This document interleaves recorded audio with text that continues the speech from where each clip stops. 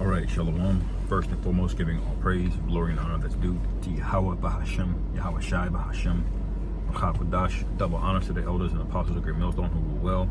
Peace and blessings to the 144,000 and the hopeful elect. Shalom Barakathum. And the title of this lesson is going to be America is a powder keg of judgment. Okay, America is a powder keg of judgment. And one of the recurring themes in the scriptures when you read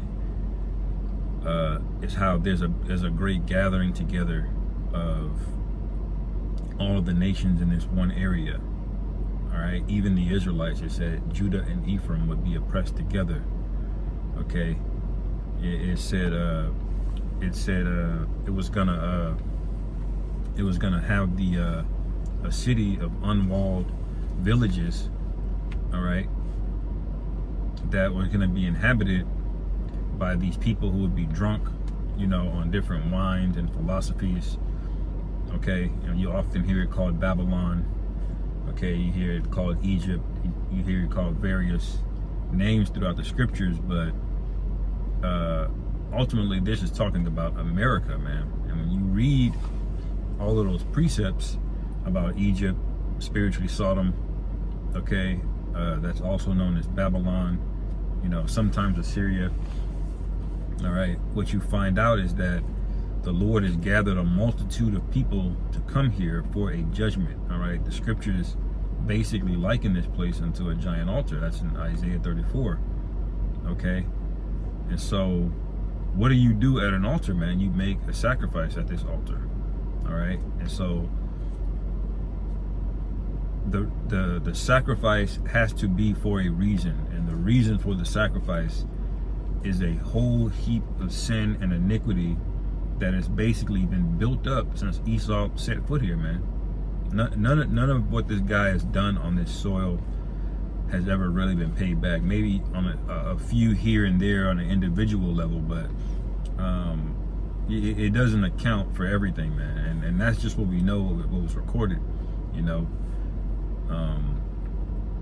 There's so much blood. This land is just soaked with it, man. And so that prompts a response for the Most High, man.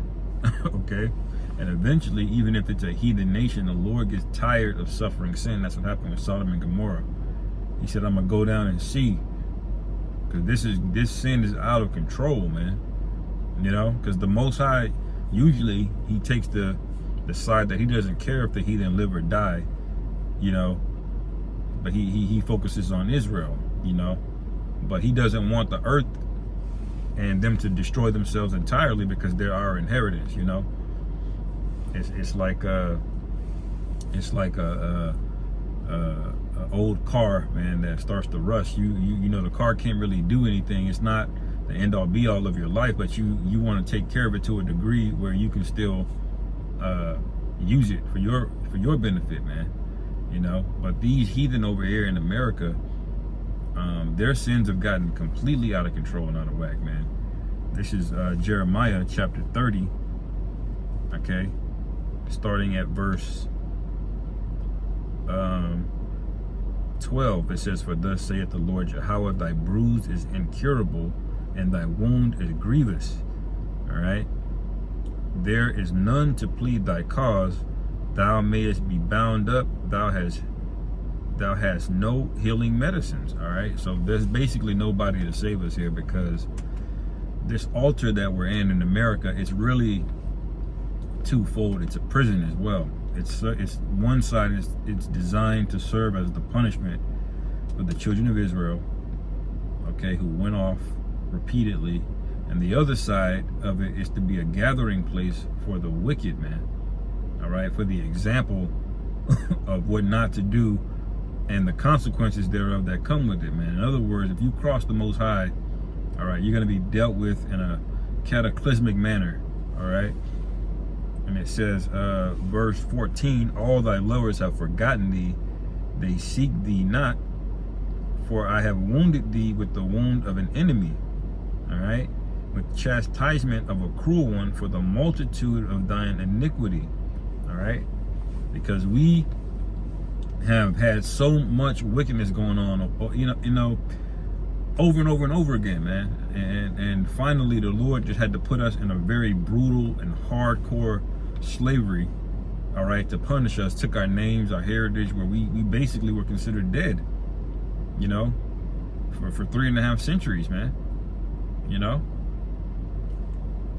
Until recently, okay? And it says, because thy sins were increased. All right. So when your sins reach a certain point, the Lord steps in and he says, nah, now it's time. I got to deal with this, man. And that's what we mean. And that's what I mean by America as being a giant powder keg of judgment, because not only have all the sins of Jacob been added up here, the Israelites, but there's hella sins of the wicked and heathen that are been piling up here, man. The number one consumer of CP, of child, videos, okay, human trafficking, okay, unjust laws, turning everything upside down, poisoning food, all right, trying to control the minds of people, okay, trying to hack the creation, gene editing, and all of this. This is back to the time where the Lord was, when he came to look down on the earth during the flood. He said, I saw continual violence. All right, and you read Genesis, the 6th chapter. The Lord is like, oh no, we gotta, it's all ruined, start over. The Lord's getting ready to do that again, but in a different style with fire this time, And but the point is that there was a giant buildup to that matter, man. Anybody that's telling you that America is gonna continue, that this way of life is gonna be something that they can have going on into the future, they're sorely mistaken, man. Okay.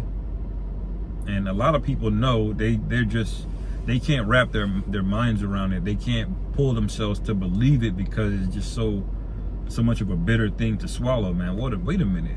There's a chosen people by the Most High, and we gotta serve these people, and they're the people that we've been shitting on this whole time, like the people are just gonna reject it, man, when you tell them.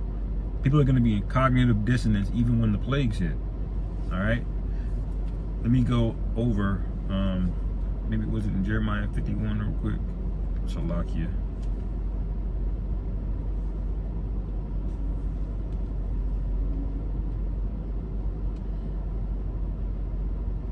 See.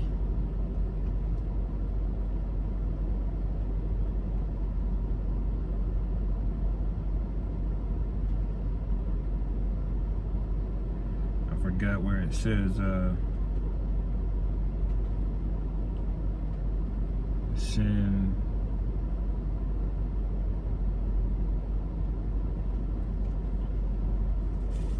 Okay, maybe here.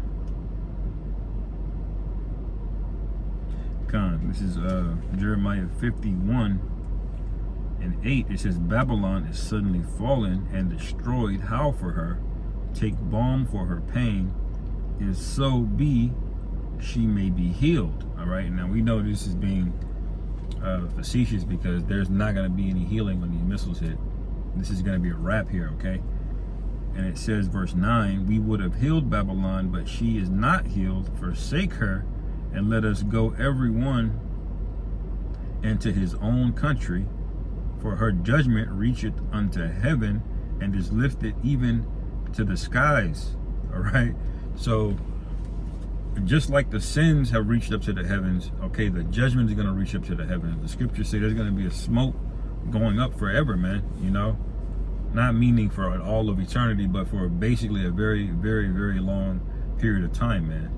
Okay, when you look at some of these volcanoes that erupt, just a single volcano, man, it goes literally miles high into the sky, man, where they cancel flights, like it's a giant plume of smoke, man. It's a very humbling thing to look at. If you can Google giant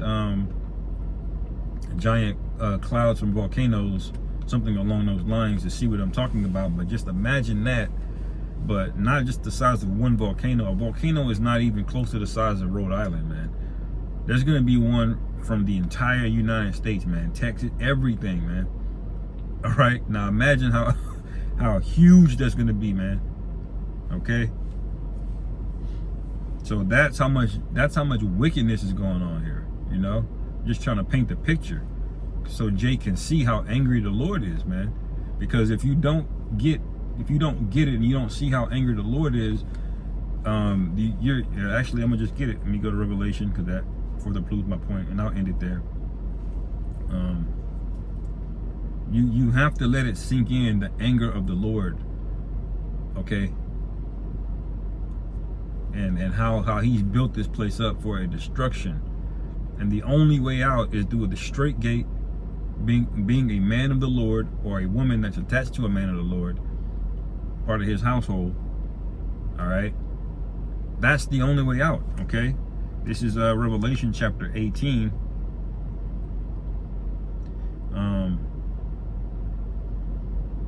And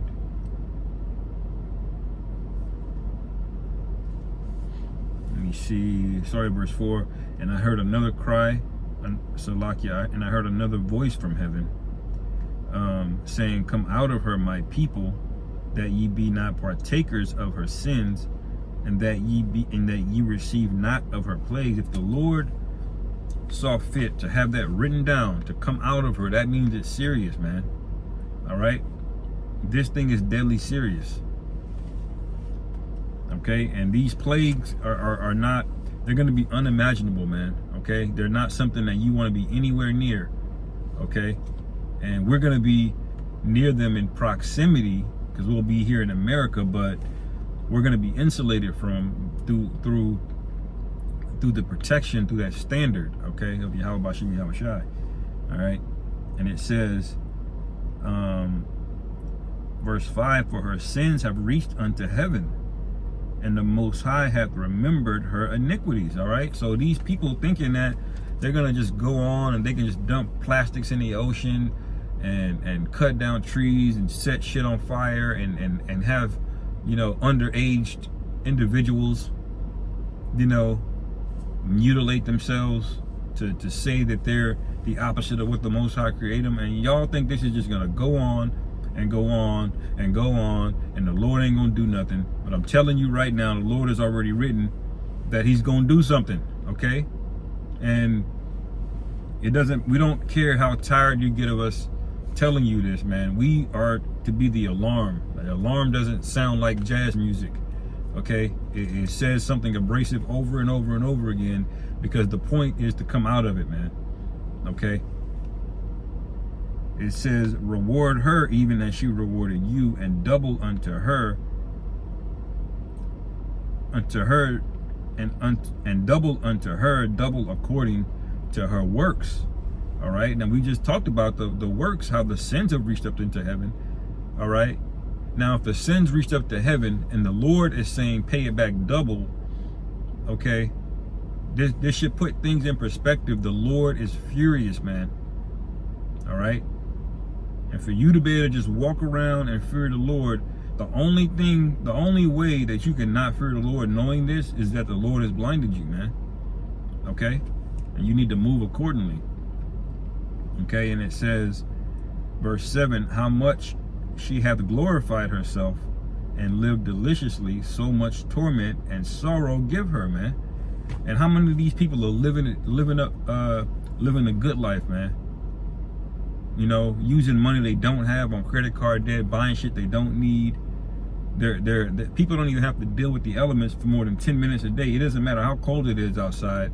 Between your home, your vehicle, and your work, you have air conditioning. All right, that's comfort, man. There's people in third world countries, man. They have to relocate different areas at certain times of the year, man, because the climate is so bad, you know.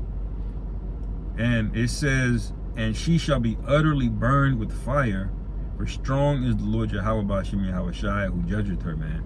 All right, so that is how America is a giant powder keg of destruction, of judgment, okay? And this thing could very well happen this year. The scriptures say the day of the Lord is going to happen suddenly, man, and it's going to come on the wicked swiftly and suddenly, okay?